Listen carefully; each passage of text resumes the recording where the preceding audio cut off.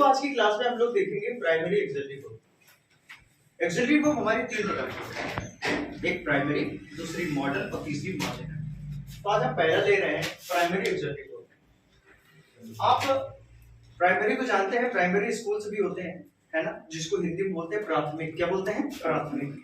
तो ये प्राथमिक हमारी एक्सिलरी वर्ब्स होती हैं। जैसे कौन कौन सी? जैसे आपने पढ़ा डू होता है, डज होता है, डिड होता है ना।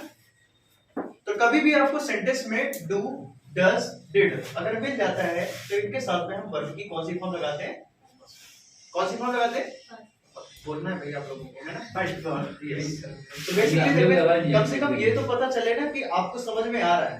डू का इस्तेमाल करते हैं प्लूरल के साथ में, डज का इस्तेमाल करते हैं सिंगुलर के साथ में, दोनों के साथ में, और ये हमारा पास्ट में इस्तेमाल होता है ना, दोनों के साथ में, और ये दोनों प्रेजेंट में है। इसके बाद में नेक्स्ट आ जाते हैं is am are. And you know it very well कि इज एम आर के साथ में वर्ब की कौन सी form? ING form. Is am are के साथ वर्ब आईएनजी फॉर्म। इसका यूज कर देते हैं सिंगुलर में, आई के साथ एम आ जाता है, और in the case of plural we use. ये तो बात होती है जब हमारा सेंटेंस किस में है? प्रेजेंट में है। And if we talk about past, अगर हम पास्ट की बात करें तो पास्ट में ये हमारा क्या हो जाएगा? वाज एंड वर। और वाज वर्ब के साथ वर्ब की कौन सी फॉर्म? आईएनजी। सिंगुलर होगा तो वाज का इस्तेमाल, और अगर प्लूरल होगा तो वर का इस्तेमाल। इसके बाद में आई के साथ में भी हमारा क्या रहता है? ओके। इसके बाद में नेक्स्ट आ जाते हैं कि अगर हमारे सेंटेंस में हैज, हैव, हैड, अगर हमारे सेंटेंस में एज हैव हैड आ जाता है तो इनके साथ में वर्ब की कौन सी फॉर्म आ जाती है? थर्ड। इनके साथ वर्ब की थर्ड फॉर्म का इस्तेमाल करते हैं।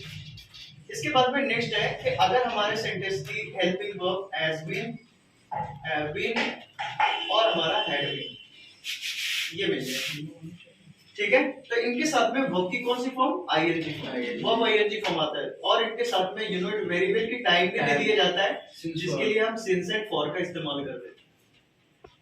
बोलो है समझ में? ठीक है। इसके बाद में नेक्स्ट, अगर हमारे सेंटेंस का हेल्पिंग वर्ब विल और शैल है तो इनके साथ में वर्ब की फर्स्ट फॉर्म आएगी, और अगर हमारे सेंटेंस का helping verb will be, shall be है तो वर्ब आईएनजी फॉर्म। अगर हमारे सेंटेंस का helping verb will have, shall have है, तो आपको तो पता है ना कि एज हैव मिल जाता है तो वर्ब की कौन सी फॉर्म आती है? Third form. यहाँ पे थर्ड फॉर्म आ जाएगी, है ना। You know it very well। इसके पहले मैंने आपको एक चैप्टर पढ़ाया था पैसिव वॉइस, और कभी भी आपको पैसिव वॉइस देखने को मिलता है तो वर्ब की कौन सी फॉर्म? थर्ड फॉर्म आती है ना। And you know it very well कि अगर हमारे सेंटेंस में वुड लगा है तो वुड के साथ में भी वर्ब फर्स्ट फॉर्म आएगा, क्योंकि मॉडल है, और कोई भी मॉडल्स होते हैं, कोई भी मॉडल्स होते हैं तो you know it very well कि मॉडल के साथ में वर्ब की फर्स्ट फॉर्म आती है।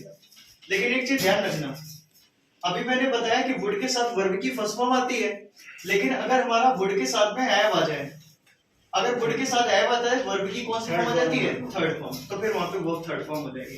कहने का मतलब ये है कि कई हमारे मॉडल्स होते हैं, उन मॉडल्स के साथ में हैव आ जाता है, तो जब हैव आ जाता है तो वर्ब की थर्ड फॉर्म का इस्तेमाल करते हैं, थर्ड फॉर्म आ जाती है। बोलो है समझ में? इसके बाद में थोड़ा सा और है कि अगर हमारे सेंटेंस में is am are, was were है,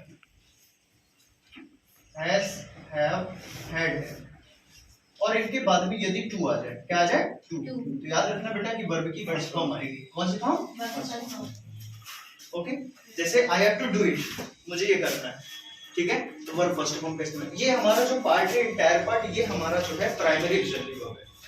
उम्मीद है समझ में आ गया होगा, ठीक है। कल की क्लास में मैंने आपको वर्ब फॉर्म से पढ़ाया था, और आज हमारा ये प्राइमरी एक्सिलरी वर्ब है। इन दोनों से मिल करके कुछ एक्सरसाइज है, 20 क्वेश्चन है, ये क्वेश्चन आपको करना है, ठीक है। चलिए वो क्वेश्चन